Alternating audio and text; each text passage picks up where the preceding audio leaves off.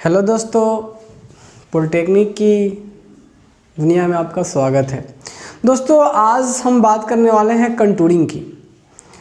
Contouring है ना, जो हम लोग का ये कंटूरिंग का सेक्शन है। तो सबसे पहले हम लोग का परसेप्शन क्या होगा दोस्तों कि ये कंटूरिंग आखिर होता क्या है और हम लोग ये करते क्यों हैं और इसके क्या फ़ायदे हो सकते हैं।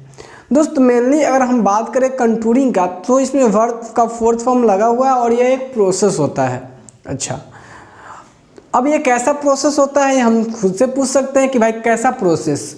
तो दोस्त होता क्या है कि जब हम लोग सर्वे करने जब सीख जाते हैं तो होता क्या है कि मान लो आपको रोड बनाने का प्रोजेक्ट दे दिया गया है ना, ब्रिज बनाने का प्रोजेक्ट दे दिया गया है ना, रेलवे लाइन बनाने का प्रोजेक्ट दे दिया गया। दोस्त इन सब चीज़ों को आपको दे दिया जाएगा तो आपको पता है ऑलरेडी कि जो हमारी ज़मीन है उसमें उसका आरएल कैलकुलेट करना हम लोग सीखे थे। इससे पिछले चैप्टर में हम लोग आरएल निकालना सीख रखे थे। दोस्त आरएल का मतलब रिड्यूस लेवल, और लेवलिंग में हम लोग सीखे थे कि ज़मीन का ऊंचा नीचा से हम प्रत्येक कोई पॉइंट एक दूसरे के रिस्पेक्ट में कितना ऊंचा और नीचा है ये कैलकुलेट करना हम लोग सीख रखे थे। दोस्तों बात ये करते हैं हम लोग कि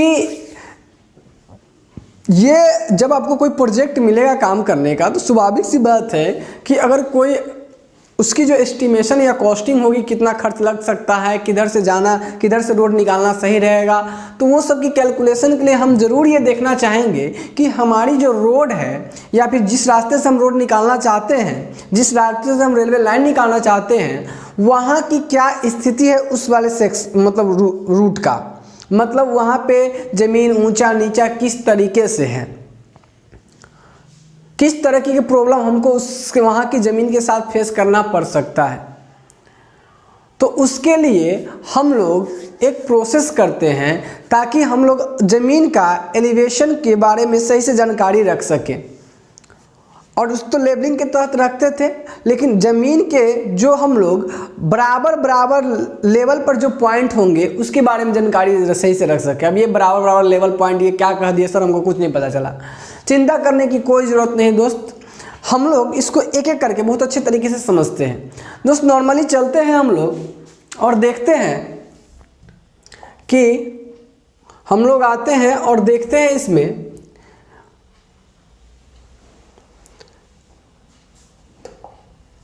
कि हमारे पास एक ज़मीन है। ठीक है दोस्त, हमारे पास एक ज़मीन है। ओके, हमारे पास एक ज़मीन है, हम लोग ऐसे चलते आए यहाँ से यहाँ काम इस तरीके से, एक ज़मीन है इस तरीके का रहा। ठीक है, अब दोस्त ज़मीन हमारे पास इस तरीके का है तो स्वाभाविक सी बात है कि हम लोग क्या करेंगे दोस्त, हम लोग जानना चाहेंगे कि भाई ये जो ज़मीन है इसकी ऊंचाई की में समान लेवल पर, समतल लेवल पे कौन कौन सा पॉइंट है।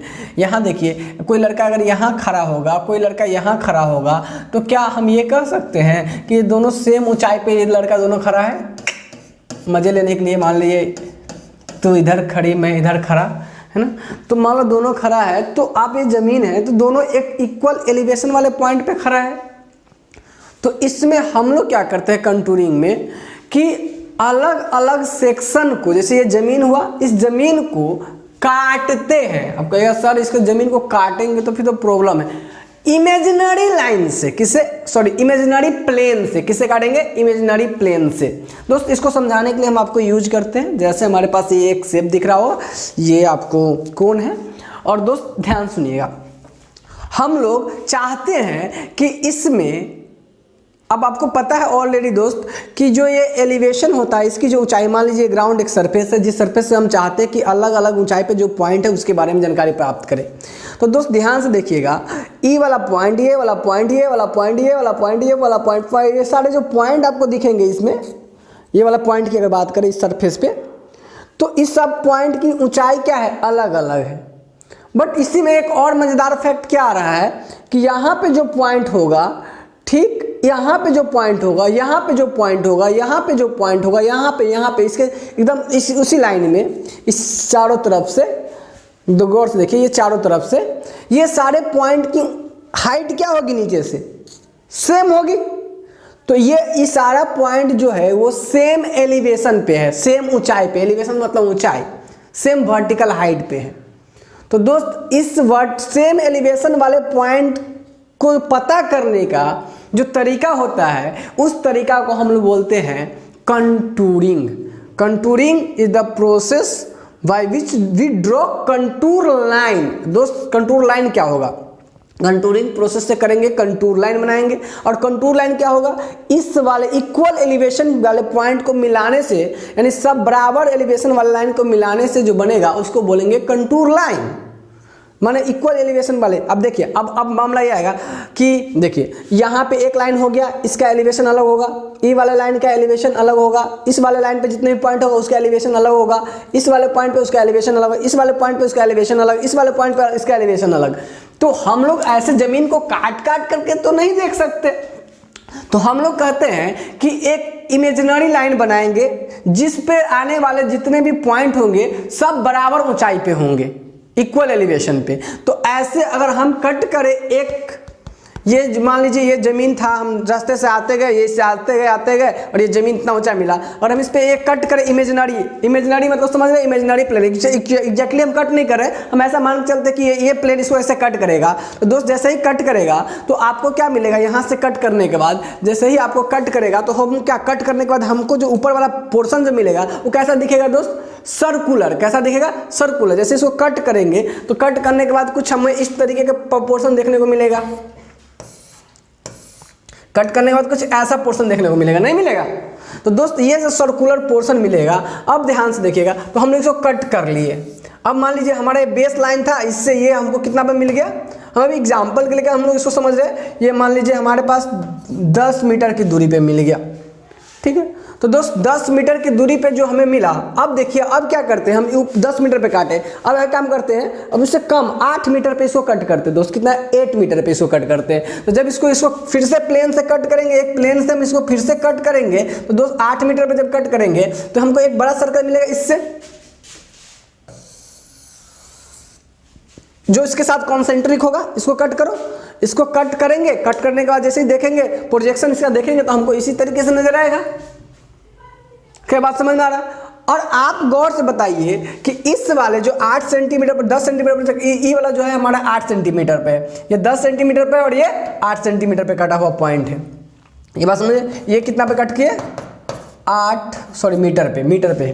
क्लियर दोस्त? अब ध्यान समझिए कि ये जो लाइन ज्वाइन किया गया है, इस पे जितने भी पॉइंट होंगी उसकी हाइट कितनी होगी बताइए? इस वाले पॉइंट सब की पूरी, जितने भी पॉइंट इस लाइन पे होगा, इस वाले लाइन पे जितने भी पॉइंट होगा उस सब की हाइट कितनी होगी? 10 मीटर। यानी सबकी एलिवेशन जो है, यानी वर्टिकल हाइट क्या है? सेम रह रही है, ठीक। दूसरे वाले से कटिंग किए उस पे जो 8 मीटर पे है, इस पे जितने भी पॉइंट होंगे दोस्तों वो सारे कितने पे होंगे?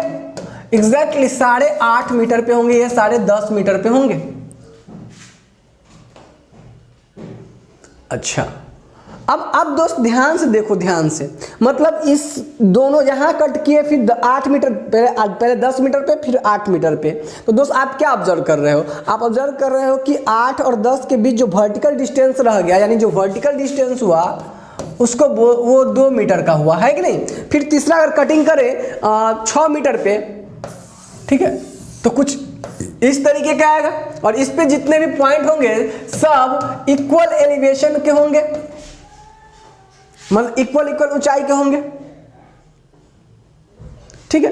तो ये सब आप, इसमें भी कितना का गैप रह गया? 2 मीटर का वर्टिकल डिस्टेंस। दोस्त एक बात और भी, अगर हम इसको कट करेंगे तो हमारे पास दो एक सर्कल आएगा, जैसे एक छोटा वाला होगा और एक इससे बड़ा वाला, तो इसके बीच ये हॉरिजॉन्टल डिस्टेंस भी होगा ना, हॉरिजॉन्टल डिस्टेंस नहीं, ये हॉरिजॉन्टल डिस्टेंस होगा और ये वर्टिकल डिस्टेंस होगा ना, दो तरह के, एक वर्टिकली, एक इस तरह से छोटा, इसमें छोटा सर्कल, इससे बड़ा सर्कल। क्या फील कर पा रहे हैं आप लोग? दोस्तों मामला ये है कि इस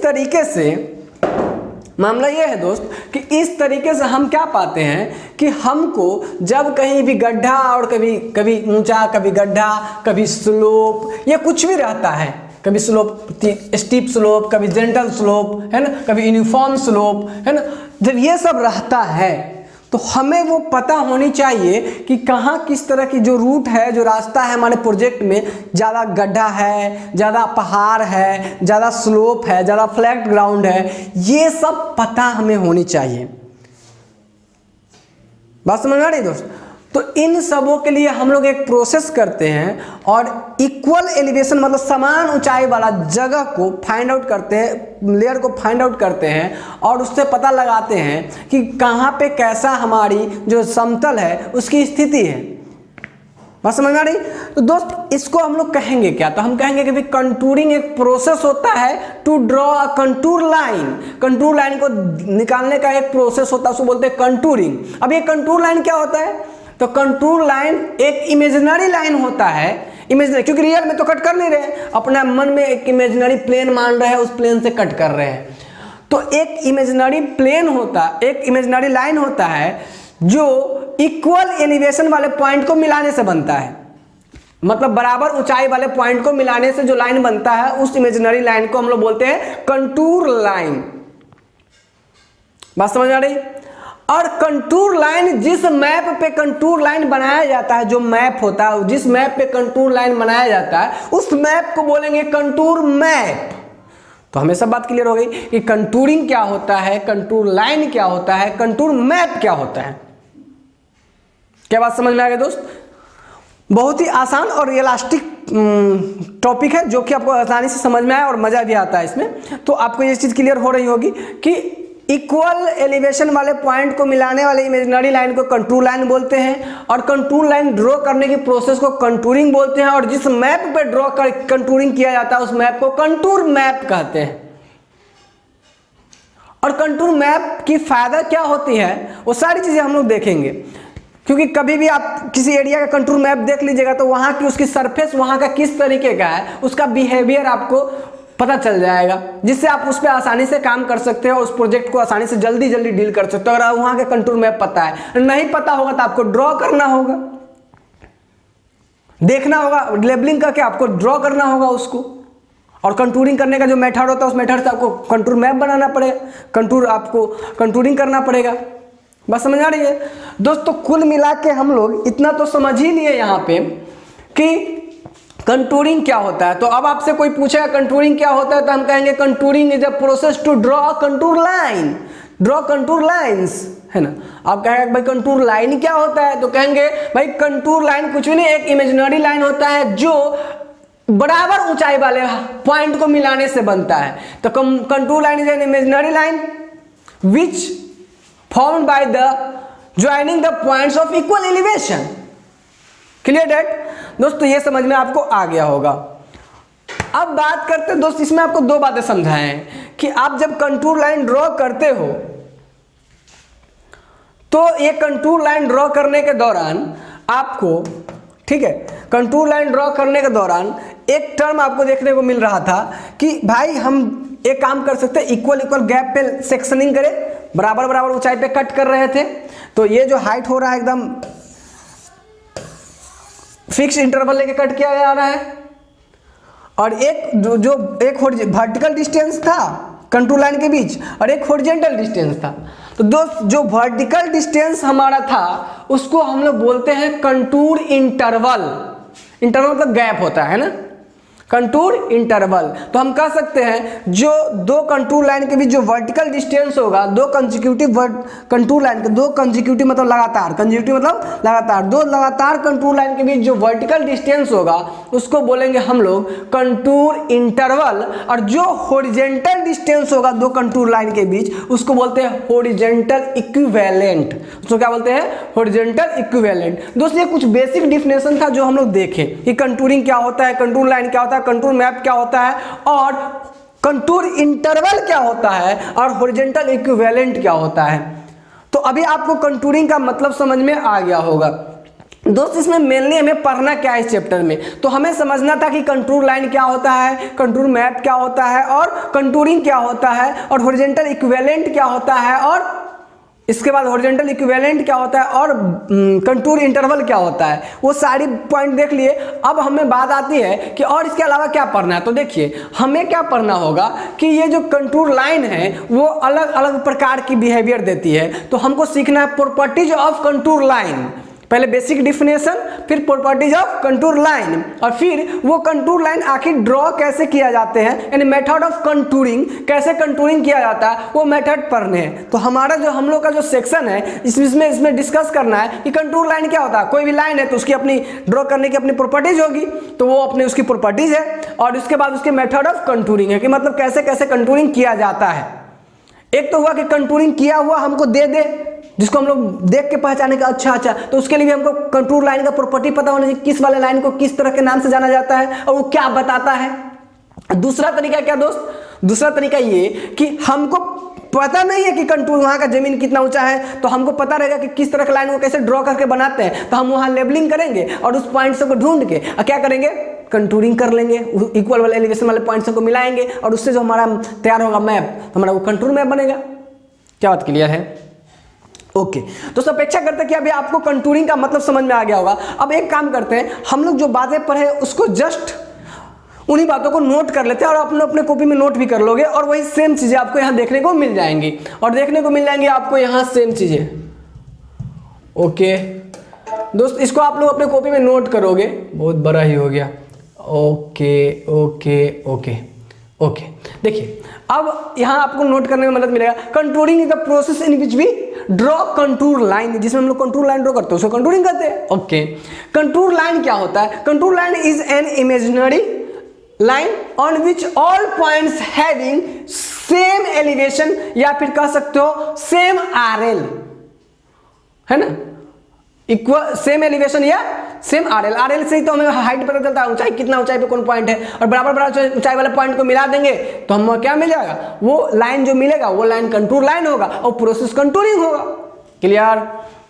ओके दोस्त, यहां तक करने के बाद हमें जानना था कुछ टर्म्स रिलेटेड टू कंटूरिंग। तो जो some terms related to contour line और कंटूरिंग, ठीक है, कंटूर लाइन से। तो सबसे पहला बात करते हैं हमको इससे रिलेटेड कुछ बेसिक टर्म जो है, उसमें पहला है कंटूर इंटरवल।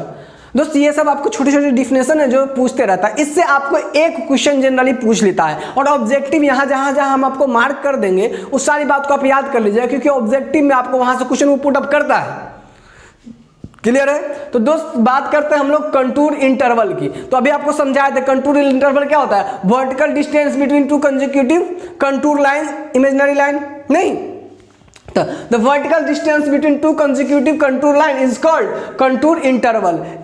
जैसे एग्जांपल के लिए, a contour line having RL 98 metre. अब एक कंटूर लाइन है जिसकी RL क्या 98 मीटर है, तो उस पर जितने भी पॉइंट आएंगे सबकी RL कितना होगा, 98 मीटर। यानी अगर आपको हम ये समझाएं दोस्त सीधा सीधा तौर पे, तो अगर ये कंटूर लाइन है और इस कंटूर लाइन पर 98 मीटर पे आरएल है इसका एक पॉइंट का, तो जितने भी पॉइंट होगा सबका आरएल कितना होगा दोस्त, 98 मीटर होगा।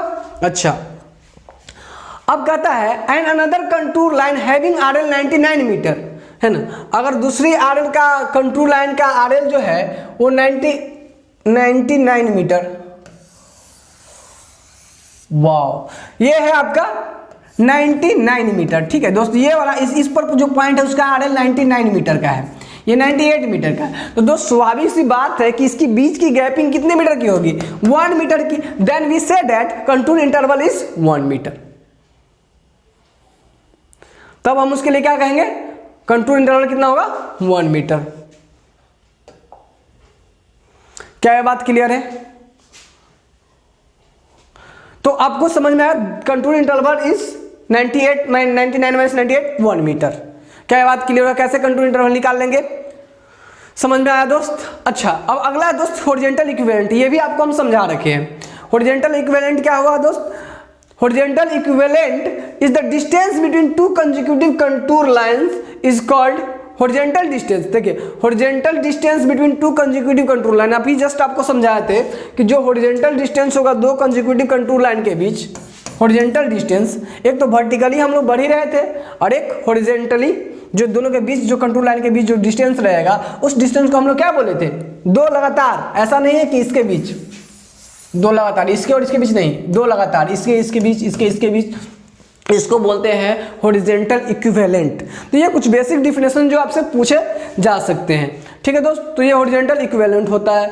अब दोस्त आ जाएंगे यहाँ के बाद, अब हम लोग को बारी आ जाएगा कि हम लोग चले पढ़ने कंटूर लाइन की प्रॉपर्टीज के बारे में, कि जो ये लाइन होते हैं वो किस किस तरीके के हो सकते हैं और उसका क्या अपना मीनिंग होता है, ठीक है। तो ये आपसे बराबर पूछा जाएगा कि व्हाट इज कंटूरिंग, या फिर what is contour line and what are the properties of contour lines. Okay, तो ये क्वेश्चन आपसे पूछे जा सकते हैं। तो आप ध्यान दीजिएगा प्रॉपर्टीज ऑफ कंटूर लाइन के बारे में। देखिए कंटूर लाइन के बारे में अगर हम बात करें तो कंटूर लाइन जो होता है वो ऑलवेज क्लोज लूप फॉर्म करता है। क्लोज लूप मतलब बंद घेरा।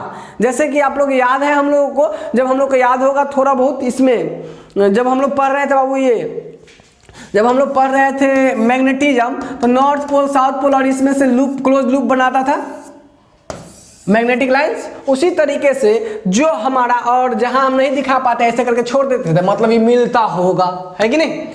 तो ये जो कंटूर लाइन होता था, जब इसको हम लोग कट करेंगे तो ये कंटूर लाइन हमेशा क्या बनाएगा, always forms close loop, close loop. तो ये पहली प्रॉपर्टी जो हमें याद रखनी है, आपको याद हो गया, contour line always form close loop. बोलो कंटूर लाइन क्या बनाएगा, क्लोज लूप। क्या बनाएगा, close loop, always close loop form करता है। Contour lines of different RL never intersect each other.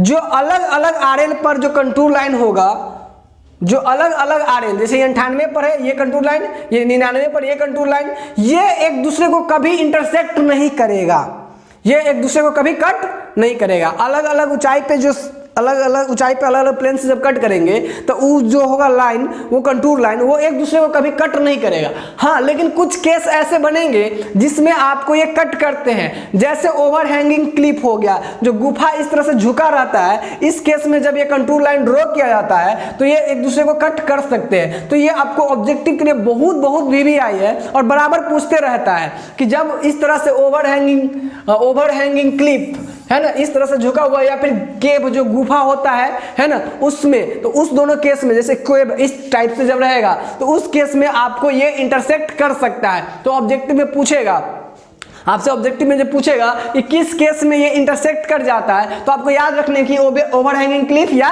केव के केस में ये इंटरसेक्ट कर सकता है। तो मान कुल मिला के हम लोग ये कह दिए कि अलग अलग आरएल पर कभी भी इंटरसेक्ट नहीं करता, लेकिन इसके एक्सेप्शन है, वो ओवरहैंगिंग क्लिफ और केव है। तो याद रखिएगा ऑब्जेक्टिव में आ सकता है। तो दो प्रॉपर्टी याद कर लिए। पहला प्रॉपर्टी बोलिए मेरे साथ, क्लोज लूप बनाता है, दूसरा never intersect with each other, overhanging Cliff exception और केव जो है एक्सेप्शन है। ओके, बहुत बढ़िया दोस्त, आगे बढ़ते हैं नेक्स्ट। ध्यान से देखिएगा, प्रॉपर्टी नंबर 3 पे आते हैं। 3 पे ध्यान से देखिएगा, जब कभी भी आपको कोई मैप दे या फिर आप मैप ड्रॉ करने जाओ, तो उस केस में जब हम लोग कंटूर ड्रॉ करते हैं तो डिस्पर्सन मतलब होता है गड्ढा, डिस्पर्सन मतलब होता है गड्ढा। जब हम रास्ते में जाएंगे तो खड्डा कहिए तो वो होगा डिस्पर्सन। अच्छा, हिल के मतलब तो आप समझे रहे हैं कि जब जमीन ऊपर उठल रहेगा तो हम लोग कहेंगे वो हिल हुआ हमारे लिए, ऊंचा या गड्ढा, ऊंचा गड्ढा, ऊंचा गड्ढा, इस तरीके की बात नहीं। तो जो ये हुआ डिस्पर्सन और ये हुआ हिल। जब पहाड़ ऊपर की ओर उठा हुआ है टीला तो हम कहेंगे हिल, ये गड्ढा कहीं मिल गया तो कहेंगे डिस्पर्सन है।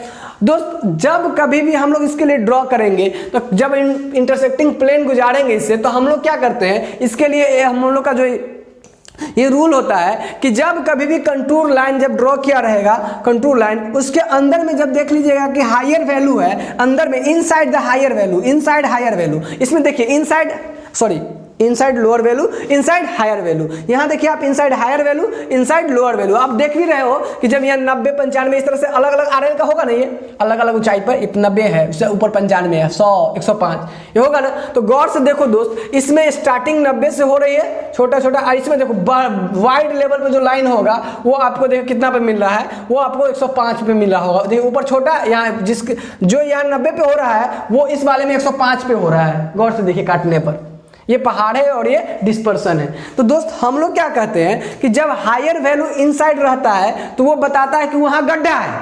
अगर ऐसा कोई कहीं पे हमको कंटूर लाइन ड्रॉ किया हुआ मिल गया तो हम समझ जाएंगे कि जहाँ भी है वो गड्ढा है। अच्छा, गड्ढा किस तरह से चेंज हो रहा है, तो 90, 95 90, 95, 100, 105, ये क्या इसमें कंट्रोल इंटरवल कितना का लिया गया है इसको ड्रॉ करने के लिए, वो 5 का है। तो इस पार्टिकुलर केस के लिए कंट्रोल इंटरवल क्या रहेगा, फिक्स रहेगा, 5 का ही कंट्रोल इंटरवल इसको ड्रॉ करते हुए रहेगा। तो दोस्त ध्यान से देखिए कि ये आपका कंट्रोल इंटरवल कितना का मिल जा रहा है, ये इसमें 5 के कंट्रोल इंटरवल पर ड्रॉ किया गया है और higher value lower value inside है। इसका मतलब ये है कि नियर लोअर वैल्यू इनसाइड है, इसका मतलब ये है कि वहां पे गड्ढा है। तो कभी भी आप कंट्रोल लाइन देखोगे तो अच्छा कंट्रोल मैप है दीजिए, अच्छा ऐसा है, हाँ लोअर वैल्यू इनसाइड मतलब वो गड्ढा होगा वहां पे। अच्छा समझ गए हैं। अच्छा दोस्त अब बात करते हैं इसकी, अगर हायर वैल्यू इनसाइड रहेगा तो हम समझ जाते हैं वहां पे पहाड़ी जैसा होगा, टीला होगा, ऊंचाई होगा, है ना। तो हम लोग कहते हैं कि अगर हायर वैल्यू है इनसाइड, जैसे 100, 105, 100, 95, 90, तो दोस्त हायर वैल्यू इनसाइड अगर रहेगा तो हम लोग कहेंगे भाई वो पहाड़ होगा, टीला होगा, क्लियर है ये। तो मतलब हमको जैसे ही मैप में देखेगा अच्छा ये हायर वैल्यू इनसाइड 105, कुछ भी इंटरवल वो अपना इंटरवल लेके बनाया रहेगा, वो उस फिगर के लिए वो फिक्स इंटरवल रहेंगी, है ना, उस कंट्रोल लाइन के लिए वो फिक्स रहेगी। तो उस इंटरवल पे वो बनाया रहेगा, तो उस इंटरवल को देखेंगे अच्छा हायर वैल्यू इनसाइड और धीरे धीरे कम रहा है, इसका मतलब वो पहाड़ होगा, हिल होगा। तो आपसे पूछ सकता है ऑब्जेक्टिव में भी ये कि higher value inside the represent hill, valley, कुछ भी करके आपसे पूछ सकता है वो, आपसे वो पूछ लेगा बोथ डिस्पर्सन, इस तरह से पूछ लेगा। तो आपको याद रखने कि हायर वैल्यू इनसाइड हिल और ये डिस्पर्सन रहेगा कब, जब लोअर वैल्यू इनसाइड रहेगा। दोस्त ये 3 प्रॉपर्टी अभी तक हम लोग सीख लिए।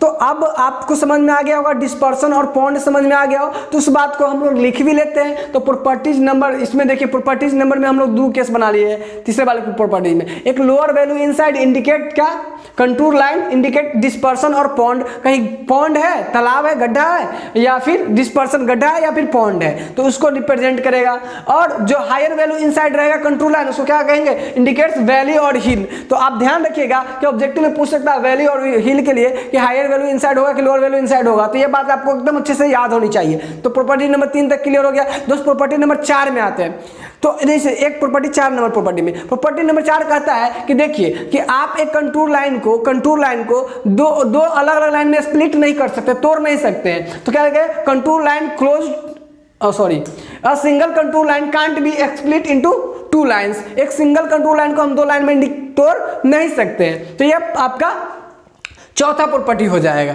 दोस्त बात करते हैं 5वें प्रॉपर्टी की। तो 5वें प्रॉपर्टी में आपको ABC करके कई पॉइंट है। देखिए होता क्या है कि जब हमको कंटूर लाइन अगर ड्रॉ किया है, आपको एक हर समय सर क्लोज लूप, अब जैसे कोई लाइन होगा तो उसका अपना पूरा लूप घुमाने पर अपना उसका लूप बनेगा, लेकिन कोई जरूरी नहीं कि हम सारे पूरी तरह से कंप्लीट घुमा के ही बनाए, है ना। तो दोस्त मेरा कहना यह है कि हम लोग अब जो चौथा केस 5वां केस पढ़ने जा रहे हैं उसमें 3-4 केसेस है। इसका क्या मतलब है कि आपको पता है और नहीं पता है तो जान लीजिए क्या कि बाबू जो स्लोप होता है हमारा कई प्रकार का होता है, जैसे जेंटल स्लोप, है ना, स्टीप स्लोप, यूनिफॉर्म स्लोप, है ना, और इसके बाद कहते हैं प्लेन, है ना।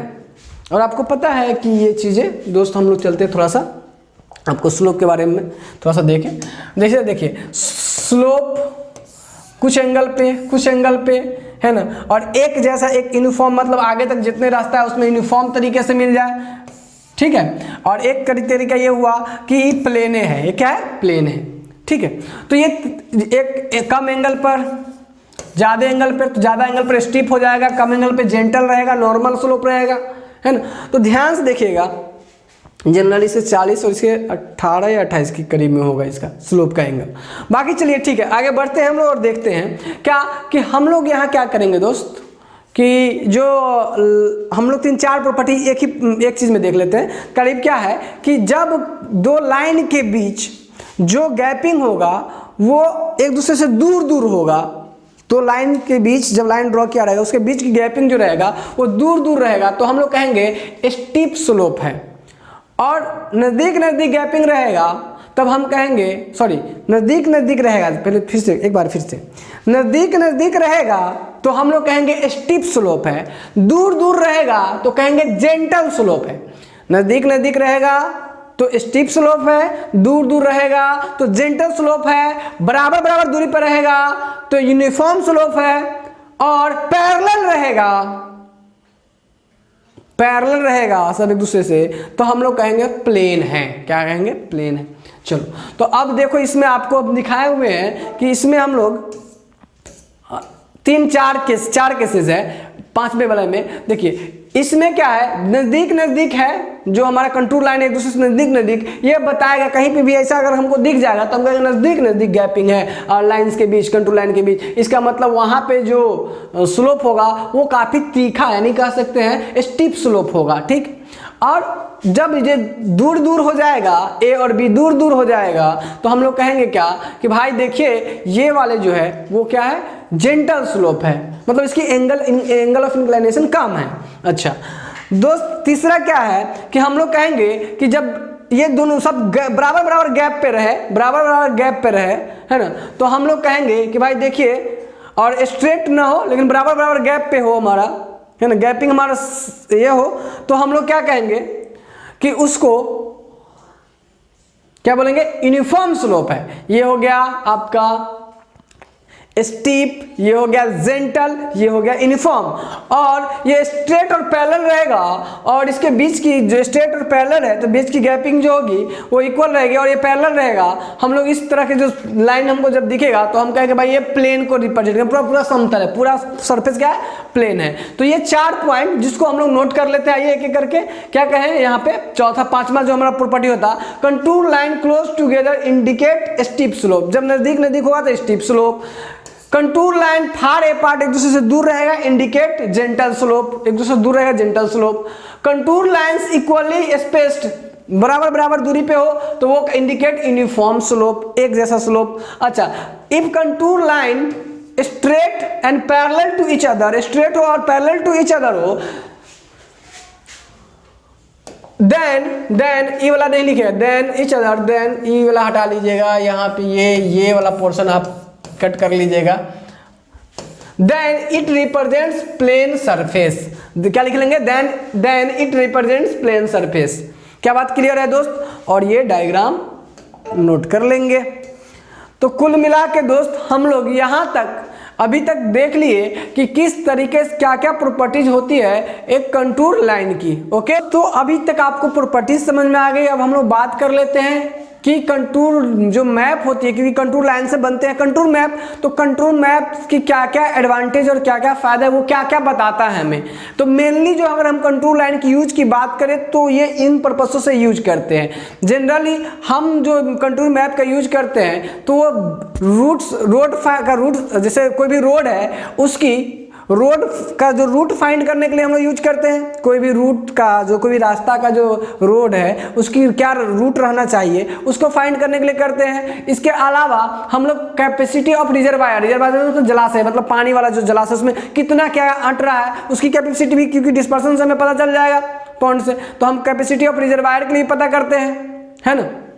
इसके बाद 2 पॉइंट के बीच कैसा इंटरविजिबिलिटी है, मतलब जब हम देख रहे हैं तो उबड़ खाबड़ कैसा है रास्ता, उसके लिए करते हैं। हम किसी सेक्शन की ड्राइंग बनाने के लिए भी करते हैं कि अच्छा वहां का जो सेक्शन है उसकी ड्राइंग कैसी होनी चाहिए, तो हमको कंटूर मैप से पता चलता है कि ऊंचा है, नीचा है ना, समतल है, स्टीप है, सारी चीज पता चलते रहता है, तो उसे हम ड्रॉ कर लेते हैं।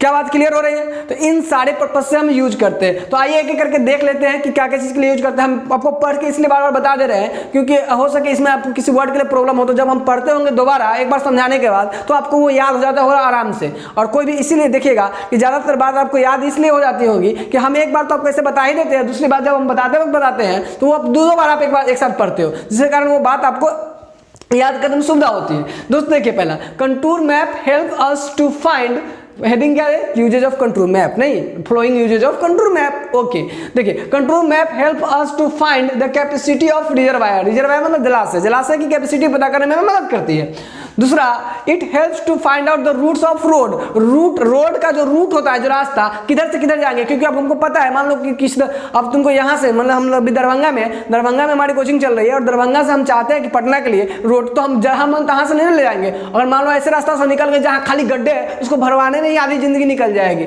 है कि नहीं। या फिर बहुत ही टीला, बहुत ही ऊंचा, ऐसा तो ऊंचाई नहीं मिलेगा, गड्ढा ही ज्यादा मिलेगा। तो मान लो कि अगर ज्यादा गड्ढा है तो उस वाले रास्ता को हम चुनेंगे थोड़ी ना, हम ऐसे रास्ता चुनेंगे जहां पे हमें कम एफर्ट लगाने की जरूरत पड़ जाए, है ना, आसानी से हो जाए। तो रोड का रूट फाइंड करने में मदद करती है दोस्त। इसके बाद it helps to us to find out the intervisibility between 2 points. 2 point के बीच अच्छे से इंटरविजिबिलिटी, मतलब 2 पॉइंट के बीच, मान लो यहाँ से पटना के बीच, या फिर यहाँ से मान लो हम अभी यहाँ पढ़ा रहे हैं, हमारे रोड तक के लिए हम देखना चाहेंगे कि अच्छा कैसा है, तो यहाँ ऊंचा है, यहाँ नीचा है, यहाँ ऊंचा है, यहाँ नीचा है, यहाँ ऊंचा है, नीचा है, इस तरह के, यहाँ स्लोप है। तो इस तरह की बातें हमको आराम से कंटूर मैप से देखा जा सकता है। उसको देख लेंगे यहाँ के, वहाँ के कंटूर मैप, तो हमको पता चल जाएगा कि अच्छा वहाँ की जो सरफेस है वो किस तरह का बिहेवियर दे रहा है।